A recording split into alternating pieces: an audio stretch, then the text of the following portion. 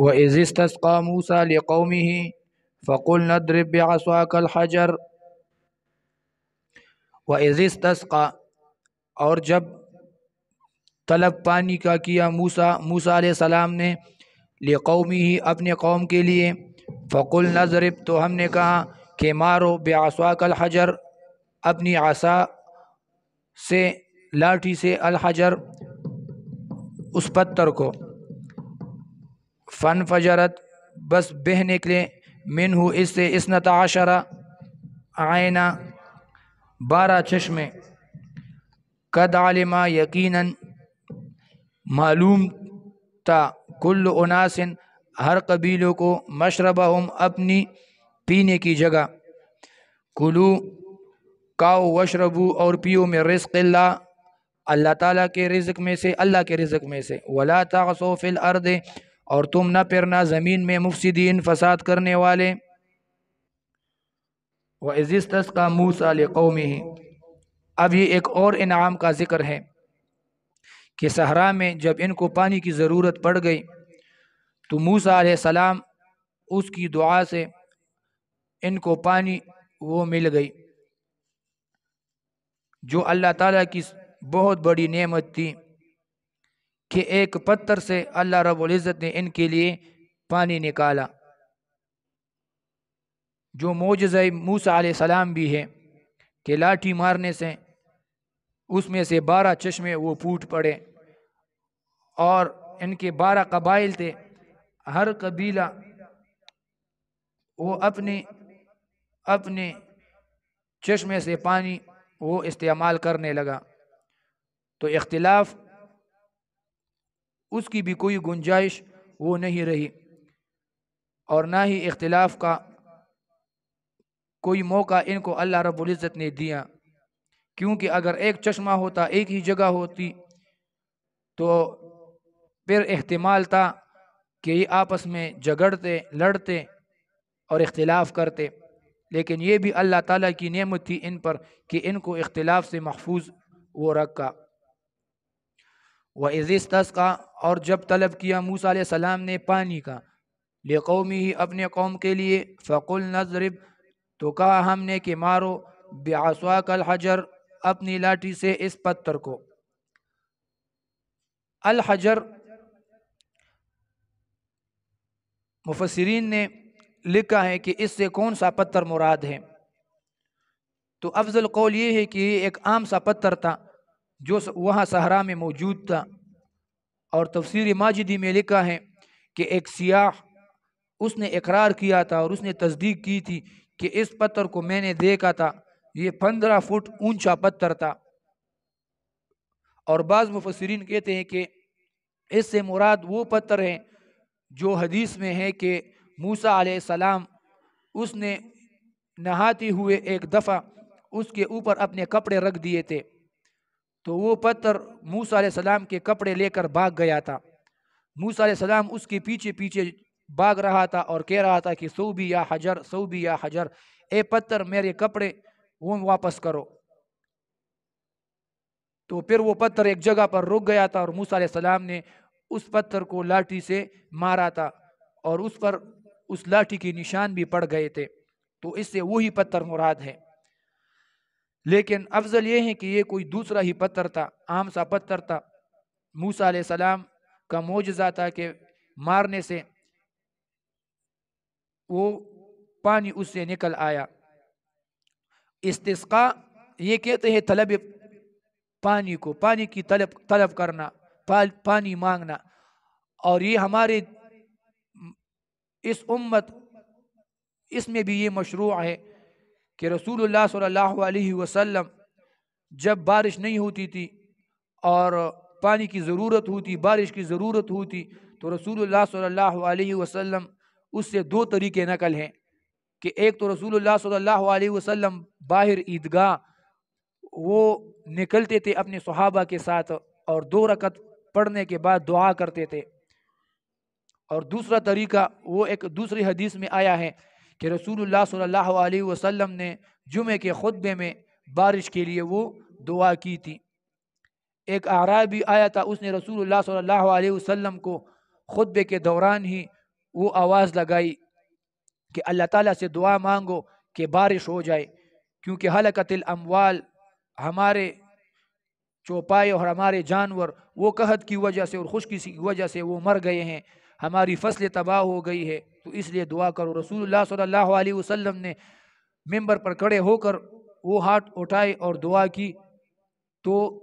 بارش وہ شروع ہو گئی۔ تو یہ دو طریقے ہیں، یا جمعے کے خطبے میں انسان دعا کر دے اجتماعی دعا، اور یا باہر نکل کر 2 رکعت نماز پڑھ لے با جماعت۔ تو وَإِذِ اسْتَسْقَىٰ، جب طلب پانی کیا موسیٰ علیہ السلام نے لِقَوْمِهِ، اپنے قوم کے لیے، فَقُلْنَا اضْرِبْ، تو ہم نے کہا کہ مارو، بِعَصْوَاكَ الْحَجَرَ، اپنی لاٹھی سے، الحجر، اس پتھر کو۔ مشرکین مکہ میں پھر جاہلیت کے وقت استسقاء اور بارش مانگنے کا طریقہ یہ تھا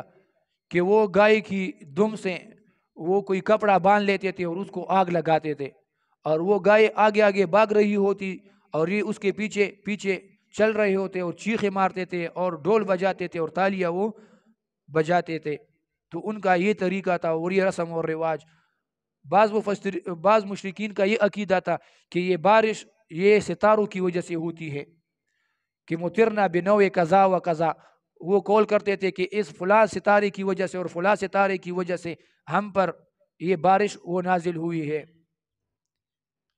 فنفجرت، بس بہ نکلے منہ، اس پتھر سے، 12 عینا، 12 چشمے، قد علما، یقیناً معلوم تھا، کل اناس، ہر قبیلے کو، مشربہم، اپنے پینے کی جگہ، ہر ایک کو اپنی اپنی جگہ وہ معلوم تھی۔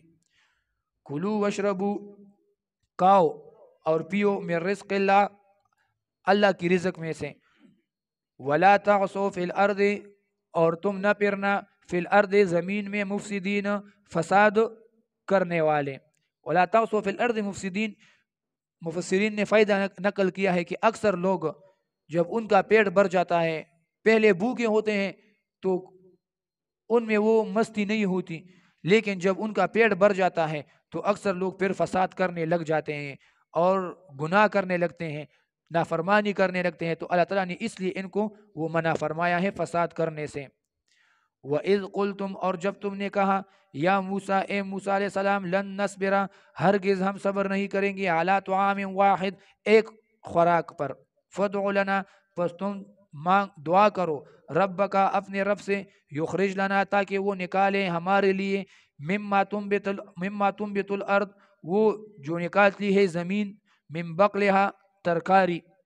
وقثائہا، اور وہ ککڑی، وفومہا، اور گندم، وعدسہا، اور دال مسور وغیرہ، وبصلہا، اور پیاز۔ قال، فرمایا موسیٰ علیہ السلام نے، اتستبدلون، آیا تم بدل میں چاہتے ہو، الذی، اس چیز کو، ہوا ادنا، جو بہت ہی حقیر ہے، بالذی، مقابل اس کے، ہوا خیر، جو بہت بہتر ہے، اہبتو، اترو، مصرن، شہر میں، فإن لکم، یقیناً تمہارے لیے ہے اس شہر میں، ما سألتم، جو تم چاہتے ہو، وضربت علیہم الذلہ، اور مسلط کر دی گئی ان پر ذلت، والمسکنہ، اور محتاجی، وباء، اور یہ لوٹے، بغضب من اللہ، اللہ کی غضب کے ساتھ، ذالکا بأنہم، یہ وجہ اس کی کہ یہ لوگ، کانوا یکفرون بآیات اللہ، کفر کرتے تھے اللہ تعالیٰ کی آیاتوں پر، ویقتلون النبیین، اور انبیاء کا قتل کرتے تھے، بغیر الحق، ناحق، ذالکا، یہ، بما عصوا، سبب ان کی نافرمانی تھی، وکانوا یعتدون، اور یہ تھے حد سے بڑھ جانے والے۔ یہ اب ان کی ایک اور قباحت کا ذکر ہے اور اللہ تعالیٰ کے انعام کا ذکر ہے کہ جو کچھ انہوں نے مانگا اللہ تعالیٰ نے ان کو وہ عطا کیا، لیکن انہوں نے نافرمانی کی، ہر حکم کی، اور اللہ تعالیٰ کے اوامر اس کی پاسداری اور پابندی وہ نہیں کی۔ وَإِذْ قُلْتُمْ یا موسیٰ، اور جب تم نے کہا کہ اے موسیٰ علیہ السلام، لن نصبر علی طعام واحد، ہرگز ہم صبر نہیں کریں گے ایک خوراک پر، علی طعام واحد، مفسرین نے کہا کہ یہ ان کی وہ ناشکری تھی اور سب سے بڑی قباحت تھی کہ اللہ نے ان کو دو طرح کے خوراک دیے تھے، ایک من اور ایک سلوا، لیکن انہوں نے دو سے تعبیر ایک سے کی۔ ان کو ایک وہ تصور کیا کہ ہم اس ایک خوراک کو ہر وقت کھانا پسند نہیں کریں گے، اور یا علی طعام واحد، ایک خوراک سے تعبیر اس لیے کی کہ علی طعام واحد دونوں ہی وہ اس میں تبدیلی نہ آتی تھی، ہمیشہ بس من اور سلوا، تو اس سے یہ تنگ آ کر انہوں نے علی طعام واحد کا قول کیا۔ فَادْعُ لَنَا رَبَّكَ يُخْرِجْ لَنَا، یخرج لنا یہاں پر لام مقدر ہے، اے لیخرج لنا، تاکہ نکالے ہمارے لیے، مما تنبت الارض، وہ جو زمین اس کو اگاتی ہے، یہ من بقلها وقثائها وفومها، یہ بدل ہے مما تنبت سے۔ مما تنبت کیا ہے؟ کیا زمین اگاتی ہے؟ زمین اگاتی ہے من بقلها، وہ ترکاری اگاتی ہے، وقثائها، اور ککڑی، وہ کیڑا وغیرہ، وفومها، گندم، یہ تمام چیزیں۔ تو انہوں نے من اور سلوا جو ان کو اللہ کی طرف سے دی گئی تھی اس کی جگہ پر یہ چیزیں مانگی،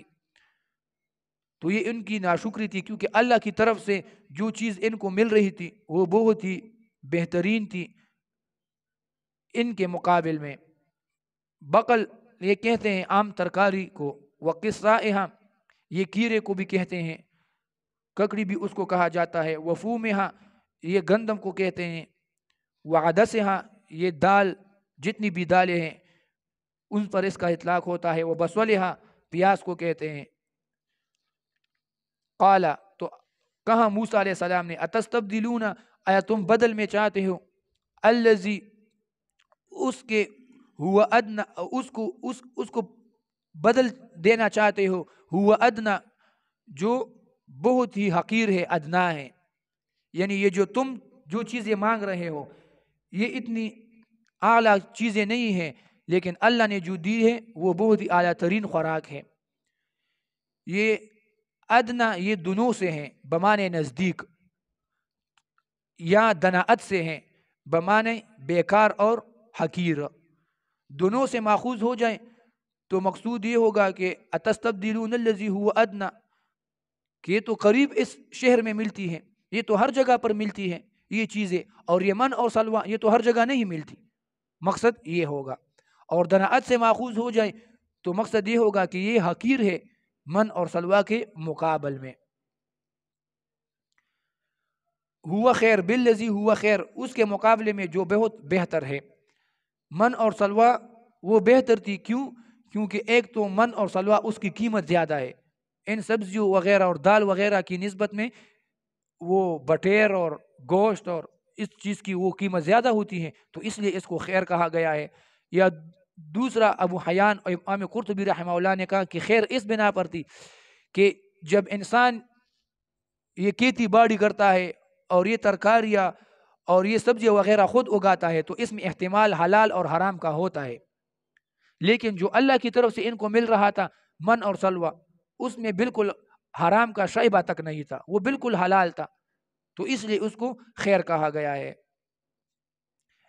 اہبتو، اترو، مصرن، شہر میں، مصرن کوئی بھی شہر ہو تو مقصد یہ ہے کہ یہ چیزیں تو کسی بھی شہر میں مل جاتی ہیں، کسی بھی جگہ پر مل جاتی ہے، جاؤ ایک شہر میں اترو یہاں سے اور چلے جاؤ، داخل ہو جاؤ تو وہاں پر یہ چیزیں تمہیں مل جائے گی۔ فَإِنَّ لَكُمْ مَا سَأَلْتُمْ، یقیناً تمہارے لیے ہیں، ما سألتم، جو تم چاہتے ہو، جو تم چاہتے ہو، یہ ترکاری اور سبزیاں یہ وغیرہ تم کو وہاں پر میسر ہوگی۔ وَضُرِبَتْ عَلَيْهِمُ الذِّلَّةُ، اور مسلط کر دی گئی ان پر ذلت، ذلت کے صلے میں علا آیا ہے، وَضُرِبَتْ عَلَيْهِمْ، تو اس کا مطلب ہے کہ اس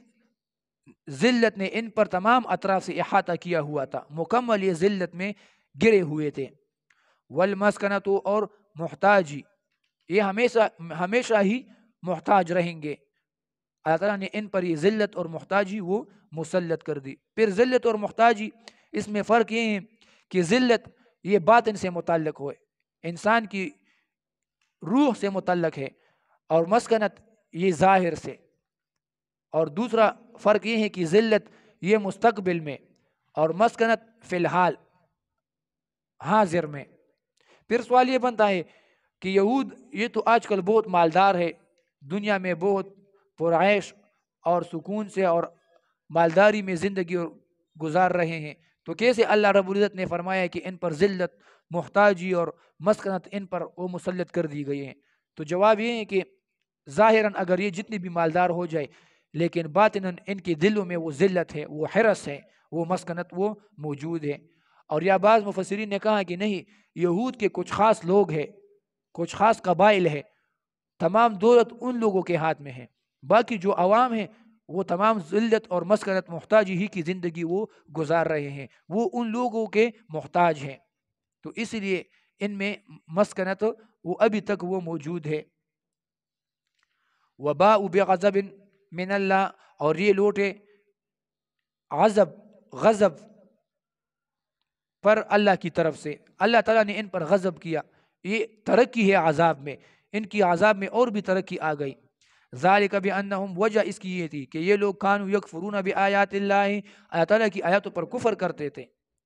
ویقتلون النبیین، اور قتل کرتے تھے انبیاء کو۔ یہ دلیل ہے کہ انبیاء قتل ہوئے ہیں۔ بعض لوگوں نے، بعض علماء نے، انہوں نے قتل انبیاء سے انکار کیا ہے کہ انبیاء کو قتل نہیں کیا جا سکتا،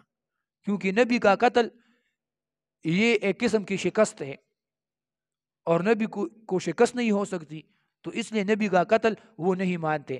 اور دلیل میں پیش کرتے ہیں وہ آیات، انہم لہم المنصورون، اللہ نے فرمایا ہے کہ یہ انبیاء یہ ہمیشہ ہی وہ کامیاب ہوں گے، اور انا لننصر رسولنا، اللہ نے فرمایا کہ ہم اپنی رسول اور انبیاء کی مدد کریں گے، وان جندنا لہم الغالبون، اور ہمارا جو گروہ ہے وہی ہمیشہ غالب رہے گا۔ اور قتل یہ غلبے کے خلاف ہے، یہ نصرت کے خلاف ہے، تو اس لیے انہوں نے وہ قتل انبیاء سے انکار کیا ہے۔ لیکن جواب یہ ہے کہ اگر یہ آیات آپ دلیل میں پیش کرتے ہو تو وہاں پر مومنین کا ذکر بھی ہے، اللہ تعالیٰ نے فرمایا ہے کہ ہم مومنوں کی بھی مدد کرتے ہیں، مومن بھی ہمیشہ غالب رہیں گے۔ لیکن اگر آپ عام حالات میں دیکھیں تو مومن تو بھی قتل ہوتے رہتے ہیں کفار کے ہاتھوں، بہت سے مومن وہ شہید ہوئے ہیں، صحابہ شہید ہوئے ہیں، تو پھر مومن کی قتل سے بھی وہ انکار کر دینا چاہیے۔ اور دوسری وجہ وہ یہ فرماتے ہیں، بتاتے ہیں، دلیل یہ بتاتے ہیں کہ یہ قتل جو ہے یہ ایک قسم کی شکست ہے یا اہانت ہے، تو جواب یہ ہے کہ قتل یہ شہادت ہے، کفار کے ہاتھوں مومن قتل ہو جائے تو یہ شہادت ہے، اور یہ اہانت اور یہ مغلوبیت نہیں ہے اور شکست نہیں ہے، بلکہ یہ اللہ تعالیٰ کی طرف سے ایک کرامت ہے اور ایک عزت ہے۔ تو اسی لیے قتل انبیاء وہ بہت سے نصوص میں ثابت ہے۔ رسول اللہ صلی اللہ علیہ وسلم نے حدیث میں فرمایا ہے، لمبی حدیث خباب رضی اللہ تعالیٰ عنہ کی، تو رسول اللہ صلی اللہ علیہ وسلم نے فرمایا وَمِنْهُمْ مَن يُمْشَطُ بِأَمْشَاطِ الْحَدِيدِ، کہ بعض انبیاء ایسے گزرے ہیں کہ ان کو لوہے کی کنگیاں ان پر پیری گئی ہے اور ان کو شہید اور قتل کر دیا گیا ہے۔ اور فتح الباری میں امام ابن حجر رحمہ اللہ نے فرمایا ہے کہ اس حدیث کا مصداق انبیاء ہی ہیں، انبیاء ہی کو من یحفر، بعض ایسے ہیں کہ ان کے لیے گڑھے کھود دیے جاتے تھے اور اس میں ان کو دفن کر دیا جاتا تھا زندہ۔ تو یہ قسم قسم طریقوں سے انبیاء کو قتل کیا گیا ہے، احادیث اس پر وہ دال ہے۔ وَيَقْتُلُونَ النَّبِيِّينَ، یہ قتل کرتے تھے انبیاء کا، بغیر الحق، یہ بغیر الحق یہ حال مؤکد اس کو کہتے ہیں۔ مقصد یہ ہے کہ انبیاء کا قتل ویسے بھی مذموم عمل ہے، ویسے بھی یہ ایک قبیح فعل ہے، لیکن بغیر حق کے ہو، کوئی حق ہی آپ کا نہ بنتا ہو تو یہ اور بھی کیا ہو گیا، وہ ذم میں مبالغہ ہے، اور ذم میں وہ اور بھی تاکید آئے گی کہ نبی کو قتل کرتے ہو اور بغیر حق کے کرتے ہو، تو یہ تو بہت ذم کی بات ہے۔ ذالکہ یہ اشارہ غضب کو ہے کہ اللہ نے یہ غضب ان پر کیوں کیا، کیونکہ یہ نافرمان تھے اور حد سے بڑھنے والے تھے، یا ذالکہ اشارہ اس قتل کو ہے کہ یہ انبیاء کو کیوں قتل کرتے تھے، ذالکہ قریب کو اشارہ ہو جائے گا، ذالکہ انبیاء کا قتل کیوں کرتے تھے، بما عصوا، کیونکہ یہ بہت نافرمان تھے، وَكَانُوا يَعْتَدُونَ اور حد سے بڑھ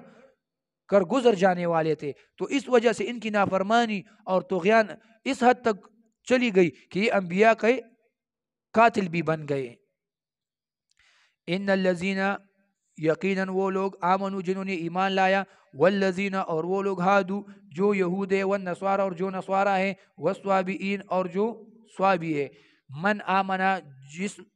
نے ایمان لایا ان میں سے، باللہ اللہ پر، والیوم الآخر اور روز آخرت پر، وعمل صالحا اور نیک اعمال کی، فلہم اجرہم عند ربہم تو ان کے لیے اجر اور ثواب ہے اپنے رب کے نزد، ولا خوف علیہم اور نہ ان پر کوئی خوف ہوگی، ولا ہم یحزنون اور نہ ہی ان پر کوئی غم ہوگا. ان الذین آمنوا ان الذین آمنوا والذین ہادوا. اب اس آیت میں ان کو ترغیب ایمان ہے کہ یہ قبائح، یہ فسادات، یہ ناشکری، یہ تمام چیزیں چھوڑ دو، یہ کفر چھوڑ دو، یہ اہانت اللہ تعالیٰ کی اوامر اور آیات کی، یہ سب چھوڑ دو اور صحیح مومن بن جاؤ، صحیح ایمان لے آؤ. تو ان سب کو اب دعوت ایمان ہے. ہادو بمانے تابو. یہود اس لیے کہتے ہیں کہ انہوں نے کہا تھا کہ انا ہدنا الیک، ہم اللہ کی دربار میں توبہ کرتے ہیں. تو یہود کے معنی میں پھر توبہ کا معنی وہ موجود ہے، تو اس لیے ان کو یہود وہ کہا جاتا ہے. یا یہود بمانے تہودو کہ انہوں نے یہودیت وہ اختیار کر لی تھی، تو یہود کو یہود اس لیے کہا جاتا ہے. اور یا یہود کو یہود اس لیے کہا جاتا ہے کہ یہ نسبت ہے یعقوب علیہ السلام کے بیٹے یہوذا کو. یہوذا زال سے، یہ یعقوب علیہ السلام کا بیٹا تھا، یہ اس کی اولاد تھی. تو پھر زال کو انہوں نے دال پر وہ تبدیل کیا. ازدکرا اور ادکرا قانون ہے صرف کے، تو زال کو دال سے وہ تبدیل کیا، تو یہوذا سے یہود یہ بن گئے. اور نصارہ یہ نسبت ہے، یا تو یہ نصران یہ نصرت سے ماخوذ ہے بمانے مدد، اور انہوں نے بھی کہا تھا نحن انصار اللہ، سورہ صف میں وہ آئے گی. تو یہ نصرت سے یا ماخوذ ہے. اور یا یہ نسبت ہے ناصرہ گاؤں کو. فلسطین میں ایک گاؤں تھا ناصرہ نامی، تو اس کو یہ اپنی نسبت کرتے تھے جہاں پر عیسیٰ علیہ السلام کی پیدائش ہوئی تھی. تو اس نسبت کی وجہ سے ان کو نصارہ کہا جاتا ہے. اور نصارہ یہ نصرانی کی جمع ہے، یا نصران اس کی جمع ہے. صابئین کہتے ہیں ہر اس شخص کو جو اپنے اجداد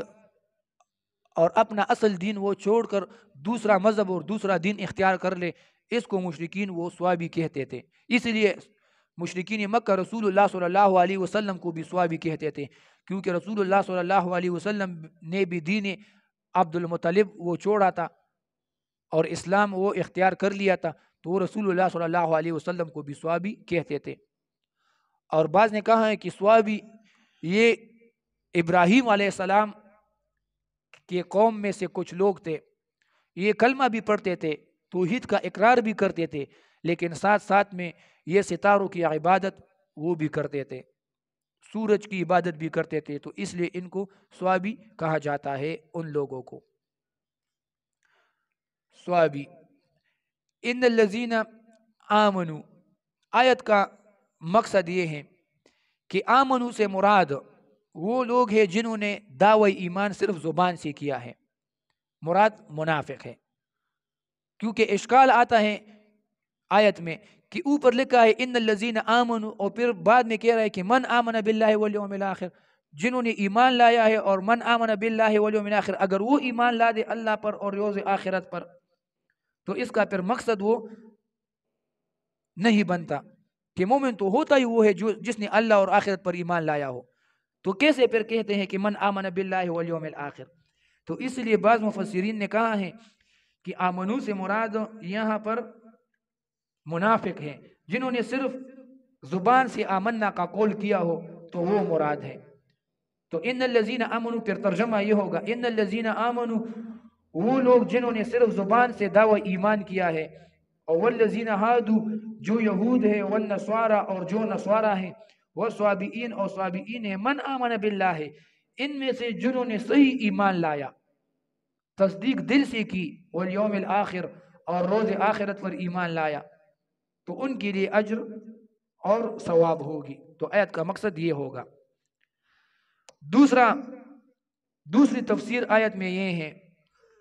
کہ آمنو سے مراد صحیح مومن ہے، صحیح مومن ہے، اور یہود و نصارہ، اور یہ من آمنا یہ بدل ہے آمنو سے۔ تو مقصد یہ ہوگا کہ ان لوگوں میں سے، مومنوں میں سے، یہودیوں میں سے، نصارہ میں سے، صابئین میں سے، ان میں سے جنہوں نے صحیح ایمان لایا، صحیح معنوں میں اخلاص پیدا کی، تو ان کے لیے وہ اجر ہوگی۔ اپنے اپنے زمانے میں ان یہودوں نے اگر صحیح ایمان لایا ہو، جنہوں نے، نصارہ نے جنہوں نے صحیح ایمان لایا ہو، صابئین میں سے اپنے زمانے میں جنہوں نے صحیح ایمان لایا ہو، مومنوں میں سے جنہوں نے صحیح ایمان لایا ہو، تو ان کے لیے اجرہم عند ربہم اپنے رب کے نزد وہ اجر ہوگی۔ تو آیت کا مقصد وہ یہ ہے۔ بعض مفسرین، بعض لوگوں نے یہاں پر، مفسرین نہیں، آج کل کے دور کے لوگ، انہوں نے اس آیت سے وحدت الادیان اس کا استدلال کیا ہے، کیونکہ اللہ نے فرمایا ہے کہ اگر مومن ہو، یہود ہو، نصارہ ہو، جو بھی اللہ پر ایمان لائیں تو ان کے لیے اجر ہوگی۔ تو لہٰذا وحدت الادیان کا مقصد یہ ہے کہ نعوذ باللہ یہودیت، نصرانیت اور اسلام، اس میں کوئی فرق نہیں، یہ تمام ادیان ہی اللہ تعالیٰ کے ادیان ہیں، ادیان سماوی ہے، اور تمام ہی قابل قبول ہے۔ اور رسالت رسول صلی اللہ علیہ وسلم یہ ضروری نہیں ہے، اس کا اقرار وہ ضروری نہیں ہے، اس کی تصدیق وہ ضروری نہیں ہے۔ تو اس کا جواب یہ ہے کہ اسلام کے دو رکن ہیں، ان الدین عند اللہ الاسلام، اللہ تعالیٰ کے نزد مقبول دین وہ اسلام ہے، اور اسلام کے دو رکن ہیں، توحید اور رسالت۔ توحید اور رسالت دونوں کا اقرار کرنا ہوگا، اور رسالت سے یہاں پر مراد رسالت موسیٰ علیہ السلام اور عیسیٰ علیہ السلام کی نہیں ہے، بلکہ رسالت رسول اللہ صلی اللہ علیہ وسلم وہ مراد ہے۔ اور دوسرا جواب یہ ہے کہ مسلم کی حدیث میں بھی ہے، رسول اللہ صلی اللہ علیہ وسلم اس نے فرمایا ہے کہ والذی نفس محمد بیدہ لا یسمع بی احد من هذه الامہ یہودی ولا نصرانی، کہ مجھے اپنے رب کی قسم ہے جس کی ہاتھ میں میری جان ہے، کہ اس امت میں سے یہودی اور نصرانی کوئی بھی میری دعوت سن لے اور ثم یموت ولم یؤمن بالذی ارسلت بہ، اور پھر اس کو موت آئے اور مجھ پر ایمان نہ لائے، الا کان من اصحاب النار، مگر وہ ہوگا آگ میں سے، آگ والوں میں سے۔ تو اگر وہ یہودی اور نصرانی جن کو رسول اللہ صلی اللہ علیہ وسلم کی رسالت کا پتہ چل جائے اور وہ ایمان نہ لائے، اگرچہ وہ اللہ تعالیٰ کی توحید کا اقرار بھی کرے، تب بھی وہ آگ میں جائیں گے، اور ان کا ایمان اللہ تعالیٰ کے نزد قابل قبول وہ نہیں ہے۔ اور بعض آثار میں آیا ہے، امام مجاہد نے وہ سلمان فارسی رضی اللہ تعالیٰ عنہ سے نقل کیا ہے کہ امام مجاہد نے فرمایا کہ سلمان فارسی رضی اللہ تعالیٰ عنہ اس آیت کے بارے میں فرماتے تھے کہ میں نے رسول اللہ صلی اللہ علیہ وسلم سے ایک دفعہ اپنے دوستوں کے بارے میں پوچھا، کیونکہ سلمان فارسی رضی اللہ عنہ کا سیرت وہ مشہور سیرت ہے کہ وہ فارس سے ہجرت کر کے آئے تھے اور بہت سے مذاہب تبدیل کیے، کبھی نصرانیت اختیار کی، کبھی دوسری مذاہب اختیار کی، آخر میں اسلام کی توفیق اس کو ملی۔ تو اس نے رسول اللہ صلی اللہ علیہ وسلم سے اپنے دوستوں کے بارے میں پوچھا کہ میرے دوست تھے اور وہ اپنے دین پر صحیح عمل کر رہے تھے اپنے زمانے میں، تو کیا ان کو اجر ملے گی، ان کو جنت ملے گی، ان کی بخشش ہوگی کہ نہیں ہوگی؟ تو رسول اللہ صلی اللہ علیہ وسلم پر یہ آیت نازل ہو گئی کہ ہاں، جو بھی اگر یہودیت پر ہو یا نصرانیت پر ہو اپنے زمانے میں رسول اللہ صلی اللہ علیہ وسلم کے رسالت سے پہلے،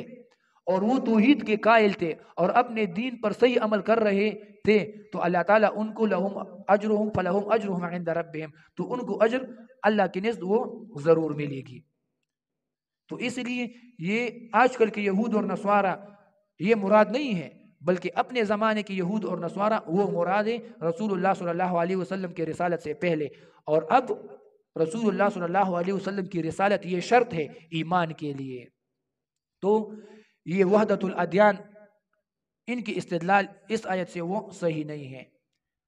ولا خوف علیہم، نہ ان پر کوئی خوف ہوگی، ولا هم يحزنون، اور نہ ہی یہ غمگین ہوں گے۔ وَإِذْ أَخَذْنَا مِيثَاقَكُمْ، اور جب ہم نے لیا تم سے میثاقکم، وعدہ، مضبوط وعدہ، وَرَفَعْنَا فَوْقَكُمُ الطُّورَ، اور اوپر اٹھایا تم پر پہاڑ، خُذُوا، اور یہ کہا قُلْنَا مراد ہے، اور ہم نے کہا خُذُوا پکڑو، ما آتیناکم جو ہم نے تم کو دیا ہے، بقوت عمل کے ساتھ، وَاذْكُرُوا، اور یاد کرو، ما فیہ جو اس میں ہے، لعلکم تتقون تاکہ تم متقی بن جاؤ اور تاکہ تم تقوی دار ہو جاؤ۔ وَإِذْ أَخَذْنَا مِيثَاقَكُمْ، یہ اب ان کی نقض العہد کا ذکر ہے اور ان کی خباثت کا ذکر ہے کہ ان میں نقض العہد وہ بہت زیادہ تھی۔ اور دوسرے مفسرین ربط اس طرح بیان کرتے ہیں کہ پہلے دعوتی ایمان ذکر ہوئی، من آمن باللہ والیوم الآخر، ان کو دعوتی ایمان دی گئی، تو یہود نے دعویٰ کیا کہ ہم بھی مومن ہیں، ہم میں بھی ایمان موجود ہے، تو اللہ تعالیٰ نے ان پر رد کیا کہ نہیں، تم مومن نہیں ہو، تم میں ایمان موجود نہیں ہے، کیونکہ تم تو وہ لوگ ہو جنہوں نے ہر جگہ پر اور ہر وقت میں اللہ تعالیٰ کے میثاق اور وعد ان کی نقض کی ہے، ان کو توڑا ہے، یہاں تک کہ اللہ تعالیٰ نے تم پر وہ پہاڑ اٹھا لیا تھا تمہارے نقض العہد کی وجہ سے۔ تو یہ ان کی خباثت کا تذکرہ ہے۔ وَإِذْ أَخَذْنَا مِيثَاقَكُمْ، اور جب ہم نے لیا تم سے وعدہ، میثاق سے مراد یہاں پر میثاق توحید کی ہے اور میثاق احکام کی ہے کہ اللہ تعالیٰ کے احکام اور اوامر اور توحید اس کی پاسداری کرو گے۔ مضبوط وعدہ لیا، میثاق کی تفصیل گزر چکی تھی۔ وَرَفَعْنَا، اور بلند کیا ہم نے، فَوْقَكُمُ الطُّورَ تمہارے اوپر پہاڑ۔ رفعنا یہ دلیل ہے کہ یہ پہاڑ حقیقی طور پر ان کے اوپر اٹھایا گیا تھا۔ بعض لوگ یہاں پر تعویل کرتے ہیں اور وہ کہتے ہیں کہ نہیں، یہ پہاڑ حقیقی طور پر نہیں اٹھایا گیا تھا، بلکہ یہ ایک قسم کا وہ ان کو ایک تخویف ہے کہ اللہ تعالیٰ کہہ رہا ہے کہ تم پر پہاڑ اٹھا دیں گے۔ اور یا دوسرے مفسرین وہ کہتے ہیں کہ یہ لوگ پہاڑی علاقے میں رہ رہے تھے، پہاڑ کے دامن میں رہ رہے تھے، تو پہاڑ ان کے اوپر تھا۔ اس کا مقصد یہ ہے، یہ مقصد نہیں ہے، بلکہ اللہ تعالیٰ نے پہاڑ کو اس طرح اٹھا کے ان کے اوپر وہ رکھ دیا تھا کہ ان احکام پر عمل کرو، ورنہ یہ پہاڑ اس کو نیچے آپ لوگوں کو دبا دیں گے۔ تو رفعنا، اور دوسری جگہ میں اس کی تفصیل اور تصریح اور بھی آئی ہے، وَإِذْ نَتَقْنَا الْجَبَلَ، کہ اللہ تعالیٰ نے فرمایا کہ پہاڑ کو ہم نے وہ بیخ سے، جڑ سے ہی اٹھا دیا تھا، اور كأنه ذلہ، یہ پہاڑ ایسا تھا اس کے اوپر جیسے سائبان اور چھتری کی طرح ان کے اوپر تھا۔ تو وہ بھی دلیل ہے کہ یہاں پر رفع سے مراد وہ حقیقی رفع ہے، کیونکہ ان کی خبائث اتنی زیادہ ہو گئی تھی کہ اللہ تعالیٰ نے اتنی بڑی تخویف اور اتنی بڑی دھمکی ان کو دی ہے۔ تو یہ کوئی بعید بات نہیں ہے پہاڑ اٹھانا ان کے اوپر، کیونکہ ان کے قبائح بہت زیادہ تھے۔ خذوا ما آتیناکم، پکڑو، ما آتیناکم جو ہم نے تمہیں دیا ہے، جو احکام دیے ہیں، جو تورات دیا ہے، ان کے احکام کو پکڑو، بقوت عمل کے ساتھ۔ بقوت کا مطلب یہ ہے عمل کے ساتھ۔ امام قرطبی نے کہا ہے قوت کا معنی اور ترجمہ ہم عمل کے ساتھ اس لیے کرتے ہیں کیونکہ کتاب اللہ کا مقصد ہی ہوتا ہے اس پر عمل کرنا۔ کتاب کیوں نازل ہوتی ہے؟ اللہ کتاب نازل اس لیے ہی کرتا ہے کہ کوئی اس پر عمل کرے، تو قوت سے مراد یہاں عمل ہے۔ وَاذْكُرُوا، اور یاد کرو، ما فیہ جو اس میں ہے، اس میں جو احکام ہے، جو وعیدات ہے، اس کو یاد کرو، اس کو بھولنا نہیں، عمل کے لیے، لعلکم تتقون تاکہ تم متقی بن جاؤ۔ ثم تولیتم، یہ اب ان کے نقض العہد کی تفصیل ہے۔ ثم تولیتم، پھر تم پھر گئے، من بعد ذالک، اس کے بعد، فلولا فضل اللہ اگر اللہ تعالیٰ کی توفیق نہ ہوتی اور فضل نہ ہوتی علیکم تم پر، ورحمتہ اور اس کی رحمت نہ ہوتی، لکنتم من الخاسرین تو تم ہوتے خسران اور تاوان والوں میں سے، خاسرین تاوان والوں میں سے۔ ثم تولیتم، ثم اور بعدو یہاں پھر جمع کی گئی ہیں، اور ثم اور بعدو دونوں بعدیت کے لیے آتے ہیں، تو دونوں کا مقصد یہ ہے کہ ثم تولیتم تم نے وعدہ کیا، جب اللہ تعالیٰ نے پہاڑ اٹھایا تو بعد میں آئے گا کہ انہوں نے وعدہ کیا کہ سمعنا، کہ ہم نے تم احکام سن لیے، ہم اطاعت کریں گے۔ اللہ تعالیٰ کے ساتھ انہوں نے وعدہ کیا جب ان پر پہاڑ اٹھایا گیا، تو ثم کا مطلب یہ ہوگا کہ وعدے کے بعد تم نے وعدہ بھی کیا، اور ثم اس کے بعد تولیتم پھر اپنے وعدے سے پھر گئے، اور بعدو کا مطلب یہ ہوگا کہ تورات کے بعد، ثم تولیتم تم وعدے کے بعد پھر گئے، من بعد ذالک اور تورات دینے کے بعد پھر گئے، تو من بعد کا سے مراد تورات ہوگی۔ یا بالعکس بعض مفسرین نے کہا ہے کہ ثم سے مراد تورات ہے، کہ تورات کے بعد تم پھر گئے، تورات کی نزول کے بعد، اور من بعد ذالک سے مراد وہ وعدہ کے بعد ہے، کہ وعدہ اور میثاق کے بعد تم پھر گئے۔ فلولا فضل اللہ اگر فضل اور توفیق اللہ کی نہ ہوتی، یہاں فضل سے مراد توفیق توبہ ہے اور قبولیت توبہ ہے، کہ اللہ نے تم کو توفیق توبہ دی، توبہ کی توفیق دی، اور اللہ تعالیٰ نے وہ توبہ تمہاری قبول بھی کر دی۔ ورحمتہ اور اللہ کی رحمت تم پر نہ ہوتی، رحمت یہ تھی کہ اللہ تعالیٰ نے وہ عذاب تم سے ٹال دیا، مؤخر کر دیا عذاب، لکنتم من الخاسرین تو تم ہوتے من الخاسرین وہ خسارہ پانے والوں میں سے۔ خاسرین کہتے ہیں ان کو جن پر عذاب استحصالی آ جائے، ایسی عذاب جس سے تمام قوم ہی وہ ہلاک ہو جائے، جیسے عاد اور سمود ان پر آیا تھا۔ تو اللہ تعالیٰ فرماتے کہ اگر میری رحم نہ ہوتی تو میں تم پر عاد اور سمود کی طرح، قوم سمود اور قوم عاد کی طرح عذاب لے آتا اور تم سب کو ہلاک کر دیتا ایک ہی وقت میں۔ تو خاسرین سے مراد عذاب استحصالی ہے، کہ اللہ تعالیٰ نے ان کو عذاب استحصالی سے وہ بچائے رکھا، اگرچہ چھوٹے چھوٹے عذاب ان کو ملے ہیں، جیسے اب اس آیت میں آ رہی ہے کہ ان کو اللہ تعالیٰ نے بندر بنا دیے تھے۔ وَلَقَدْ عَلِمْتُمُ الَّذِينَ اور یقیناً تم جانتے ہو ان لوگوں کو، اعتدوا جنہوں نے تجاوز کیا تھا، منکم تم میں سے، فی السبت ہفتے کے دن کی تعظیم میں، فقلنا تو اللہ تعالیٰ نے فرمایا ہم نے کہا لہم ان کو، کونو ہو جاؤ قردتن بندر خاسئین ذلیل۔ وَلَقَدْ عَلِمْتُمُ الَّذِينَ اب اس میں یہ تفصیل ہے ان کی سزاؤں کی اور نقض العہد کی، کہ نقض العہد ان کی اس حد تک بڑھ گئی کہ اللہ تعالیٰ نے ان کو بندر بنا دیا اس کی وجہ سے۔ اور عہد حاصل اس آیت کا یہ ہے کہ داؤد علیہ السلام کے زمانے میں ان بنی اسرائیل کے کچھ لوگ تھے، ایک قبیلہ تھا جو دریا کے کنارے پر رہ رہا تھا۔ آج کل کے دور میں مفسرین نے کہا ہے کہ اس کو عقبہ داؤد کہا جاتا ہے، اس گاؤں کو۔ تو اللہ تعالیٰ نے ان کو حکم کیا کہ آپ اپنے لیے ایک دن منتخب کر لو جس میں آپ اس دن میں اللہ تعالیٰ کی عبادت کرو گے، اس دن کی تعظیم کرو گے۔ اگرچہ اللہ تعالیٰ کو جمعے کا دن وہ پسند تھا، لیکن انہوں نے ہفتے کا دن منتخب کر لیا۔ تو جب انہوں نے یہ انتخاب کیا تو اللہ نے حکم دیا کہ اس دن اب آپ کو دنیاوی کام کاج یہ نہیں کرنا ہوگا، اس دن صرف اور صرف عبادت ہوگی، اللہ تعالیٰ کی بندگی آپ کرو گے۔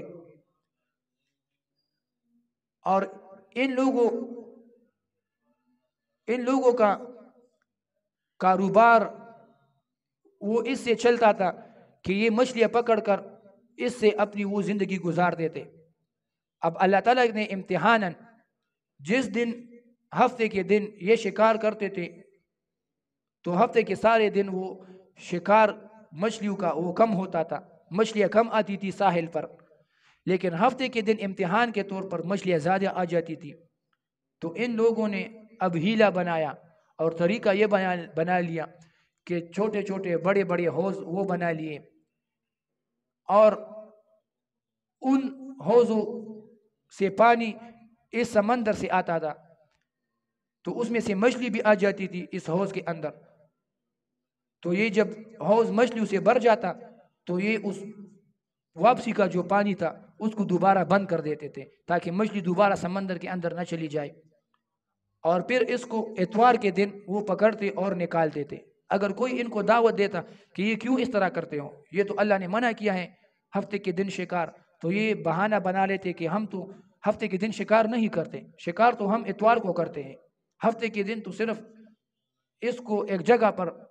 وہ محاصرہ کرتے ہیں، اس کو بند کر دیتے ہیں، پھر نکالتے اور شکار ہفتے کے اتوار کے دن کرتے ہیں۔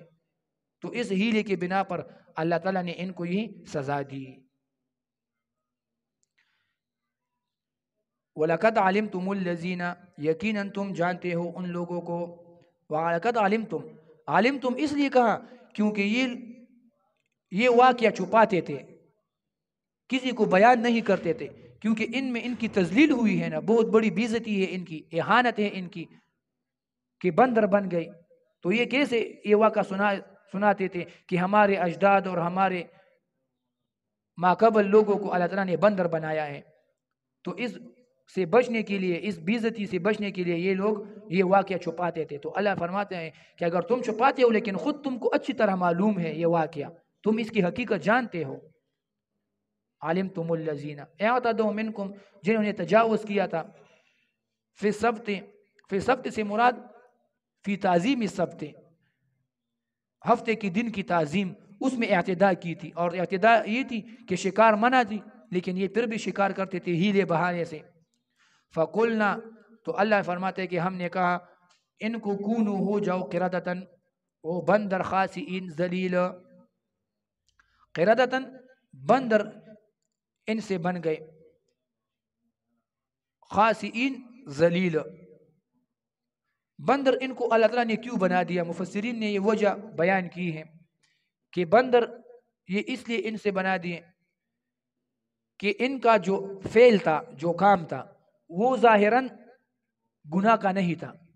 ایک بہانہ تھا، ایک ہیلا تھا، لیکن اصل میں وہ گناہ تھا۔ ظاہراً وہ گناہ نہیں لگ رہا تھا کیونکہ وہ تو ہفتے کے دن شکار نہیں کرتے تھے، اتوار کے دن کرتے تھے، تو ظاہراً وہ فعل گناہ کا نہ تھا مگر حقیقتاً وہ گناہ تھا۔ اور بندر یہ بھی انسان سے مشابہ جانور ہے، بندر بھی ظاہراً انسان سے مشابہ ہے لیکن حقیقتاً انسان نہیں ہے۔ تو جزا من جنس العمل اس کو مل گئی، کیونکہ ان کا جو فعل تھا وہ بھی ظاہراً گناہ نہیں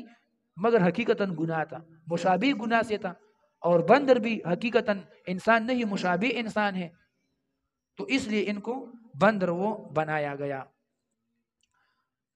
کونو قردتن خاسئین، بن جاؤ بندر خاسئین، خاسئین ذلیل۔ یہ خاسئین کی قید اس لیے اللہ تعالیٰ نے لگائی ہے کیونکہ عام بندر جو ہوتے ہیں وہ ذلیل نہیں ہوتے، ان سے انسان اور دوسرے لوگ وہ پیار کرتے ہیں، لوگوں پالتے ہیں، ان کو خوراک ڈالتے ہیں، ان سے کھیلتے ہیں، لیکن یہ جو بندر تھے ان سے لوگ دور دور بھاگتے تھے، لوگ ان سے نفرت کرتے تھے کیونکہ یہ انسان سے بندر بن گئے تھے، تو ان میں نحوست تھی، خباثت تھی، ان میں نفرت تھی، تو اسی لیے خاسئین کی قید اللہ تعالیٰ نے یہ لگائی ہے۔ فَجَعَلْنَاهَا، بس بنا دیا ہم نے اس واقعے کو، نَكَالًا عبرت، لما بین یدیہا، جو اس زمانے میں موجود لوگ تھے، وما خلفہا، اور جو مستقبل میں آنے والے ہیں، وموعظۃ، اور نصیحت، للمتقین، متقیوں کے لیے۔ فَجَعَلْنَاهَا، یہ ضمیر یا تو واقعے کو راجع ہے کہ یہ واقعہ ہم نے عبرت بنایا، یا سزا کو راجع ہے، یہ سزا جو ہم نے دی کہ بندر بن جاؤ، تو یہ سزا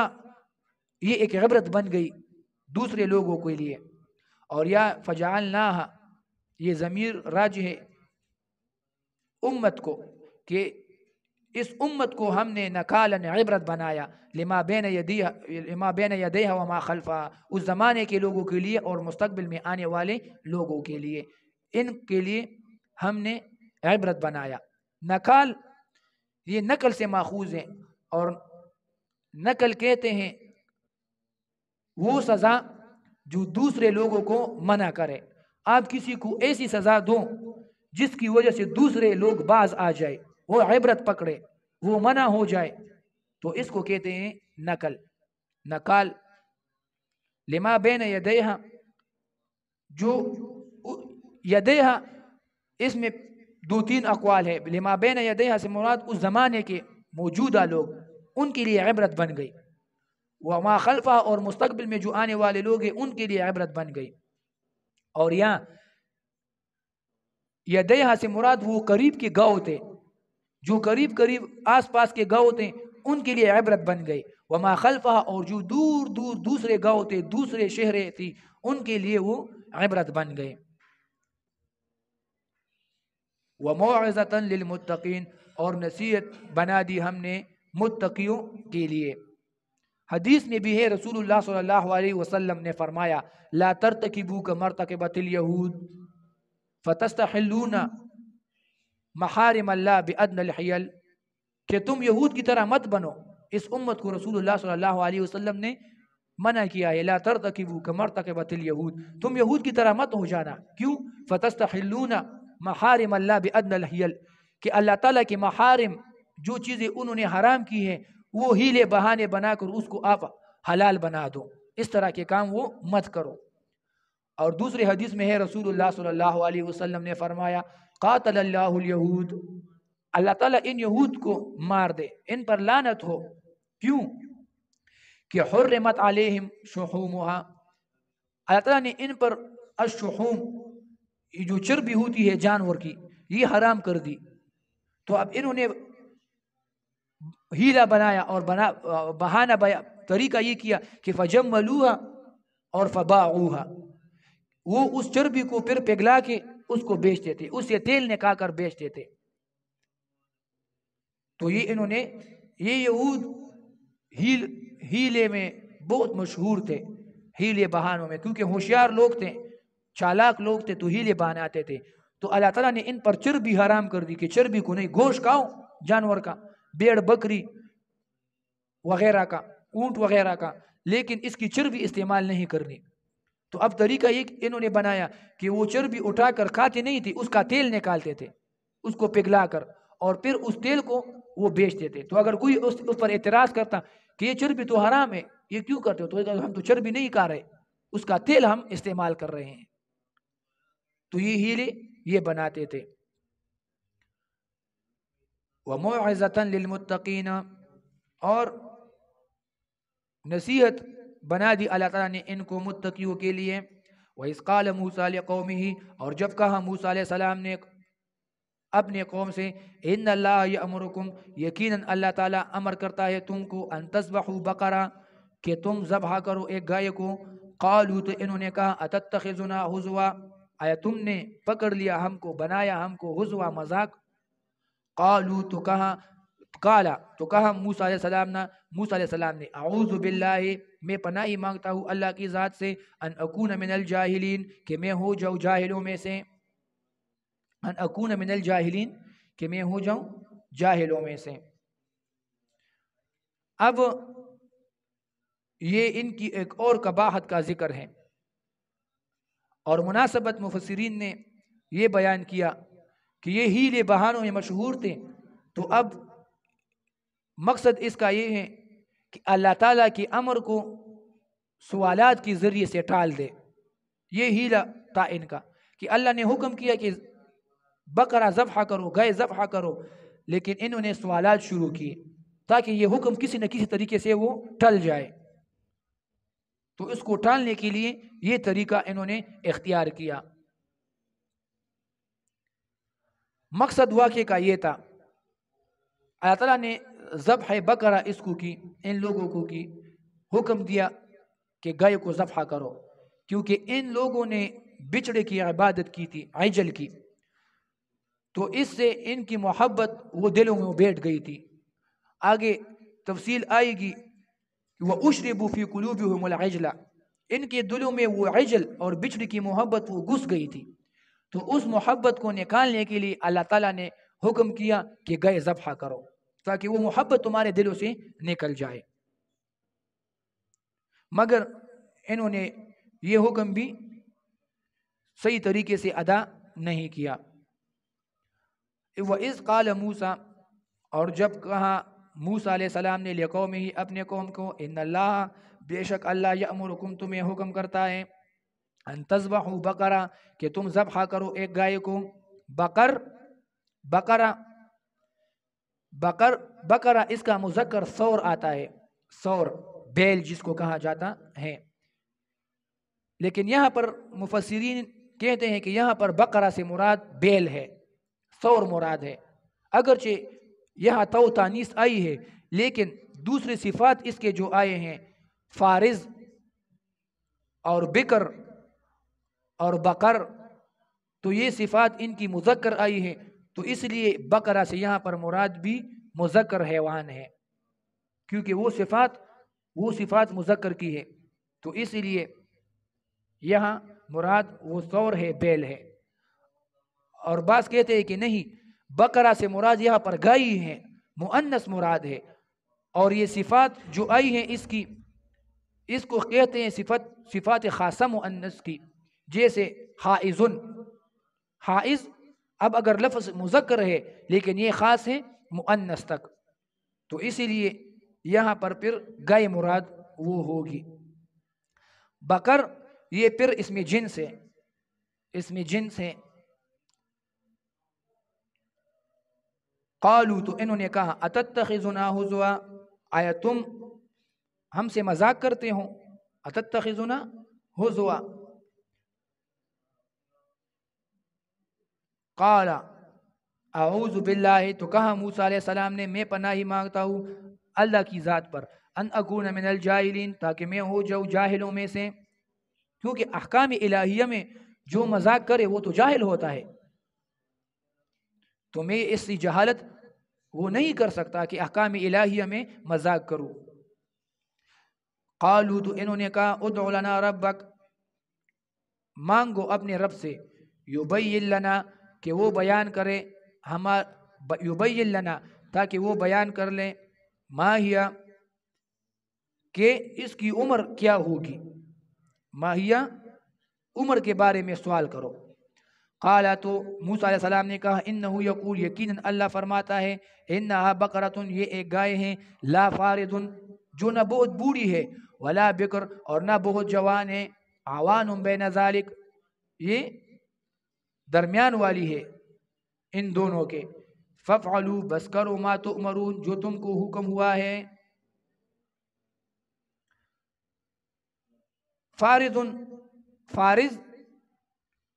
اس کو کہتے ہیں جنہوں نے عمر قطع کیا ہو، بہت سا عمر وہ گزارا ہو، اس کو کہتے ہیں فارض، کیونکہ فارض بمانے قطع آتا ہے. تو عمر، یہ بھی عمر کے بہت سارے سال وہ قطع کرتی ہے، گزارتی ہے، تو اس لیے اس کو کہتے، بوڑھی کو کہتے ہیں فارض. تو یہ گائے بوڑھی بھی نہ ہوگی. یا فارض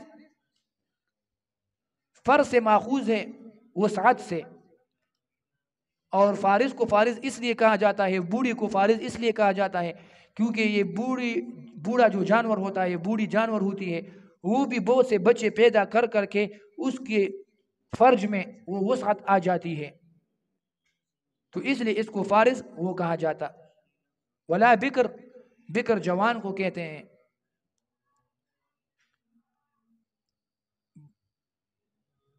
عوان بین ذالک، یہ اس دونوں کے درمیان ہوگی. فافعلوا ما تؤمرون، بس کرو جو تم کو حکم ہوا ہے، یعنی مزید سوالات مت کرو، جو حکم ہوا ہے بس اس کی تابعداری کرو، وہ حکم پورا کرو. قالوا، تو انہوں نے کہا، ادع لنا ربک، مانگو اور دعا کرو اپنے رب سے، یبین لنا، تاکہ بیان کرے ہمیں، ما لونہا، کہ کیا رنگ ہے اس کا، اس گائے کا رنگ کیسا ہے. یہ اب بالکل فضول سوال ہے، کیونکہ عمر پھر بھی لوگ جانور میں عمر کا لحاظ کرتے ہیں کہ اچھا جانور ذبح کرے، عمر جانور کی کم ہے یا زیادہ ہے، عمر کے لحاظ سے قیمت میں بھی فرق ہوتی ہے. لیکن اب رنگ یہ ایک فضول سوال ہے، کیونکہ جانور میں گائے وغیرہ میں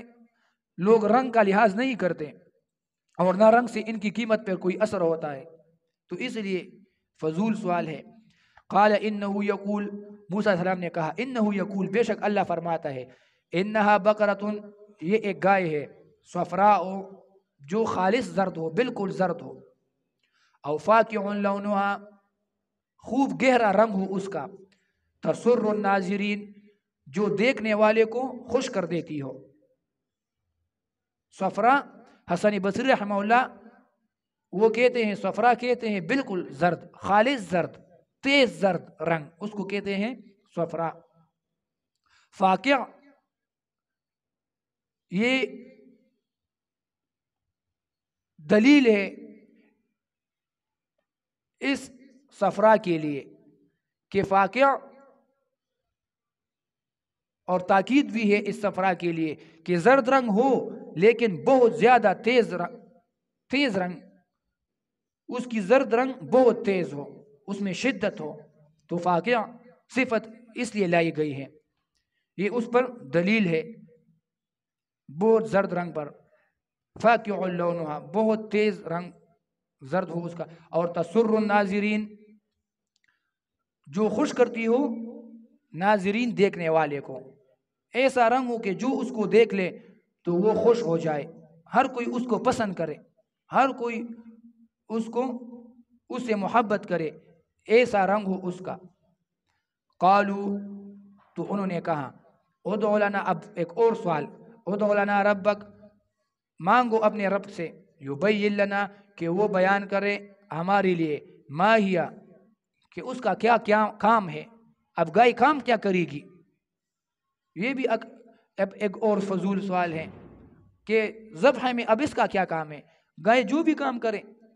ان البقرہ، یقیناً یہ گائے، تشابہ، مشتبہ ہو گئی، علینا، ہم پر، یہ خلط ملط ہو گئی، مشتبہ ہو گئی، ڈھونڈنا اس کا مشکل ہو گیا ہے ہم پر. وَإِنَّا، اور یقیناً ہم، انشاء اللہ، اگر اللہ چاہے، لمہتدون، تو اس کو پالیں گے. عبداللہ ابن عباس رضی اللہ عنہ کا قول ہے، امام ابن کثیر نے نقل کیا ہے، انشاء اللہ لمہتدون، اگر یہ قول نہ کرتے تو ساری زندگی قیامت تک یہ گائے ڈھونڈتے رہتے لیکن ان کو نہ ملتی، لیکن انشاءاللہ کی وجہ سے یہ گائے ان کو مل گئی. ان البقرہ تشابہ علینا، گائے ہم پر مشتبہ ہو گئی، کیونکہ ایسی صفات والی گائے ڈھونڈنا مشکل تھی. قال، تو موسیٰ علیہ السلام نے کہا، انہو یقول، بے شک اللہ فرماتا ہے، انہا بقرۃ، یہ ایک گائے ہے، لا ذلول، جو مشقت نہیں کرتی، مشقت والی نہیں ہے. مشقت کیا ہے؟ تثیر الارض، کہ ہل چلاتی ہے، تو یہ ہل نہ چلائے گی، ولا تسقی الحرث، اور نہ کھیتی کو سیراب کرے گی، تو یہ دونوں مشقت والے کام نہیں کرے گی، نہ ہل چلائے گی کھیتوں میں اور نہ کھیتی سیراب کرے گی. مسلمتن، یہ بے عیب ہوگی، کوئی عیب بھی اس میں نہیں ہوگا. او لا شیۃ فیہا، کوئی داغ و دبا بھی اس میں نہیں ہوگا، کوئی داغ وغیرہ اس میں نہیں ہوگا، بالکل خالص زرد رنگ اس کی ہوگی. قالوا الآن، تو انہوں نے کہا، الآن، اب، جئت بالحق، کہ تم نے پوری تفصیل بتا دی. فذبحوها، تو انہوں نے وہ گائے ذبح کی اس بیان کے بعد. وما کادوا یفعلون، اور لگتے نہیں تھے کہ یہ کام کرتے اس بیان سے پہلے. لا ذلول، مشقت نہیں کرے گی، تثیر الارض، اس سے مراد ہل چلانا ہے، یہ صفت ہے ذلول کی. ایک حدیث میں ہے کہ رسول اللہ صلی اللہ علیہ وسلم نے فرمایا کہ بنی اسرائیل میں سے ایک آدمی وہ گائے پر سوار تھا، گائے پر سواری کر رہا تھا، تو اس گائے نے مڑ کر اس آدمی کی طرف دیکھا اور کہا کہ ما خلقنا لہذا، ہمیں اللہ تعالیٰ نے سواری کے لیے پیدا نہیں کیا. تو اس آدمی نے کہا، سبحان اللہ، ابقرۃ تتکلم، سبحان اللہ، پاکیزگی ہے اللہ کے لیے، گائے بھی بولتی ہے. تو رسول اللہ صلی اللہ علیہ وسلم نے فرمایا کہ عمر اور ابو بکر رضی اللہ عنہما دونوں اس پر ایمان رکھتے ہیں کہ ہاں ممکن ہے کہ اللہ گائے سے بھی تکلم وہ کروا دے اور باتیں وہ نکال دے۔ تو مقصد یہ ہے کہ گائے یہ سواری کے لیے نہیں ہے، گائے پر انسان سواری نہیں کر سکتا، یہ ناجائز ہے۔ یہ دوسری کام کر سکتا ہے، ہل اس سے چلا سکتا ہے، کھیتی اس سے سیراب کر سکتا ہے، لیکن سواری اس کے کمر پر چڑھ کر سوار ہونا یہ جائز نہیں ہے۔ ولا تسقل حرثا، تو کھیتی بھی سیراب نہیں کرے گی۔ مسلمۃ لا شیۃ فیہا، بے عیب ہوگی اور اس میں کوئی داغ و دبا نہیں ہوگا۔ قالوا الآن، انہوں نے کہا جئت بالحق، اب آپ نے پوری تفصیل، حق سے مراد یہاں پوری تفصیل ہے کہ اب آپ نے پوری تفصیل سنا دی۔ فذبحوها، تو انہوں نے وہ یہ گائے ذبح کر دی۔ وما كادوا يفعلون، اب یہاں پر ظاہراً تعارض نظر آتا ہے، ظاہر میں اشکال ہے کہ فذبحوها، انہوں نے ذبح کی، وما كادوا يفعلون، اور یہ کام کرنے والے نہیں تھے، لگتے نہیں تھے کہ یہ کام کر لیتے، تو یہ تو تعارض ہے کہ نہیں کیا، فذبحوها ذبح کیا، اور لگتے نہیں تھے